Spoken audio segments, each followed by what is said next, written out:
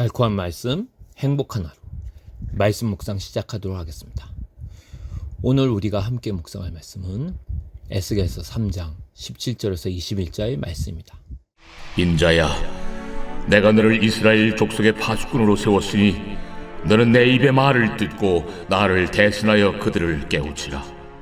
가령 내가 악인에게 말하기를 너는 꼭 죽으리라 할 때에 네가 깨우치지 아니하거나 말로 악인에게 일러서 그의 악한 길을 떠나 생명을 구원하게 하지 아니하면 그 악인은 그의 죄악 중에서 죽으려니와 내가 그의 피값을 네 손에서 찾을 것이고 네가 악인을 깨우치되 그가 그의 악한 마음과 악한 행위에서 돌이키지 아니하면 그는 그의 죄악 중에서 죽으려니와 너는 내 생명을 보존하리라.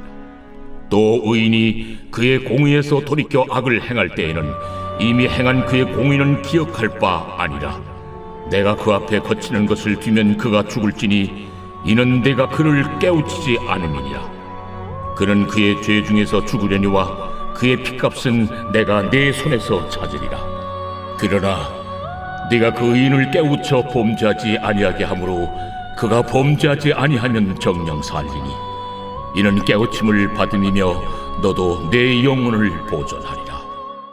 이번 주부터 에스겔서 말씀으로 함께 말씀 묵상을 시작합니다. 에스겔이란 말의 뜻은 하나님께서 강하게 하신다라는 뜻입니다. 에스겔은 제사장 가문 출신입니다.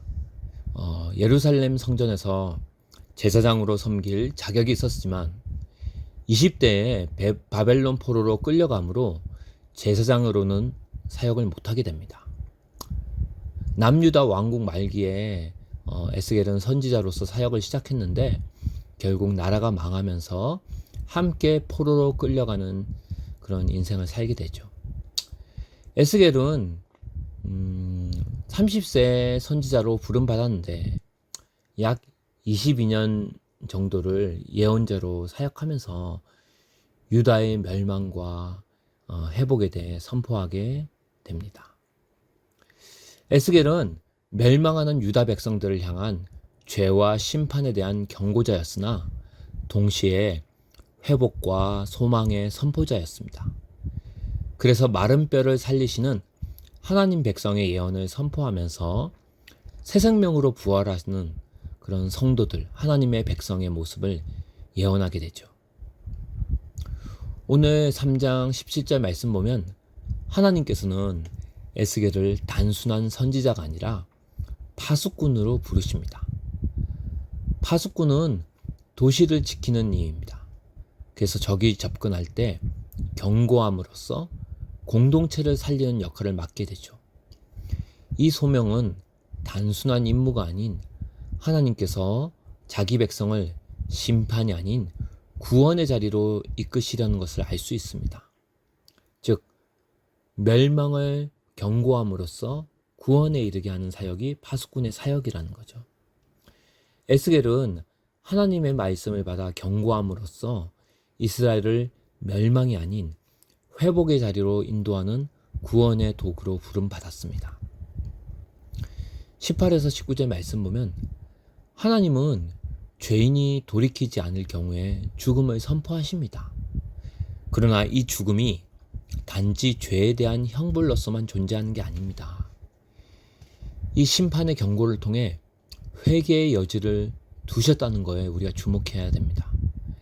에스겔이 그 경고를 하지 않는다면 죄인의 죽음의 그 책임이 파수꾼에게 있다고 하신 말씀. 그 말씀은 하나님께서 그 죽음을 방치하거나 즐기시는 분이 아님을 보여준다는 거죠. 이것은 심판 중에도 하나님의 오래 참으심과 인자하심이 드러나는 지점입니다. 20에서 21절 말씀 보면 하나님께서는 이미 의롭다고 인정받은 자, 가령 에스겔 같은 선지자라 할지라도 그가 타락하고 또 경고를 받지 않으면 죽음에 이를 수 있다는 걸 말씀하십니다. 이것은 신약에서 바울이 말한 믿음 안에 굳게 서라는 그런 권면과도 맞닿아 있습니다. 즉, 구원은 단회적인 사건이 아니라 현재 진행형의 여정이라는 거죠. 이 말씀은 하나님 나라 백성이 구원이 완성되기까지 거룩하게 살아가도록 부르심 받았다는 것을, 계속해서 영적으로 믿음으로 깨어 있어야 한다는 것을 일깨워 줍니다. 에스겔이 파수꾼으로 부름받은 것처럼 예수님께서도 이 땅에 오셔서 죄와 심판을 경고하시고 구원의 길을 제시하셨습니다. 바로 예수님이야말로 참된 파수꾼이기 때문입니다. 복음서는 예수님께서 반복해서 회개하라, 천국이 가까이 왔느니라고 외치신 것을 보여줍니다. 오늘날 예수님의 몸된 교회인 우리도 복음을 전하지 않을 때 세상은 하나님의 진노 아래 머물게 됩니다.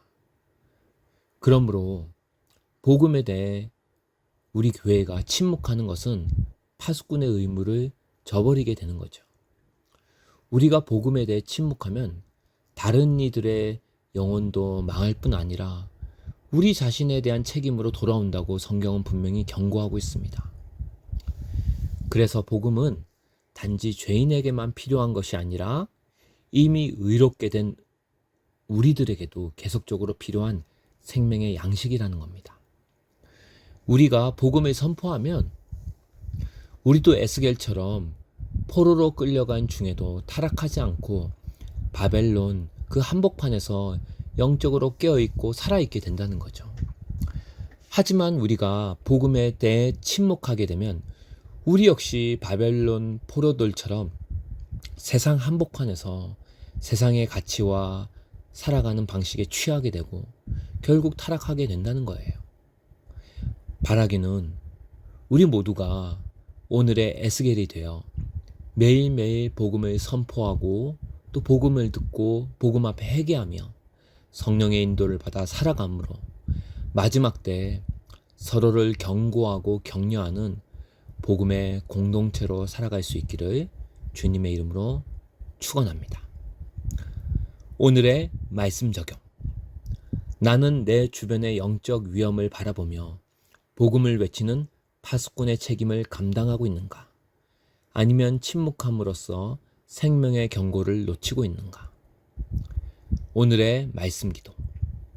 주님, 저를 파수꾼으로 부르셨사오니 침묵하지 않고 담대하게 복음을 전하며 사랑으로 경고하고 돌이키게 하는 도구로 쓰임받게 하옵소서.